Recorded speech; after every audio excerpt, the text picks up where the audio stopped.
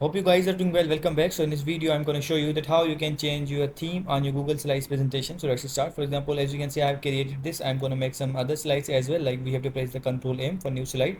I'm going to write the like hardware. So let's write the hardware here.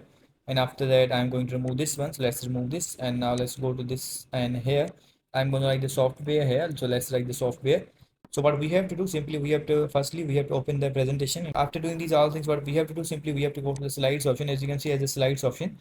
So after going to the slides, we have to go to the down. As you can see in the last option here, the change theme. So we have to click on the change theme.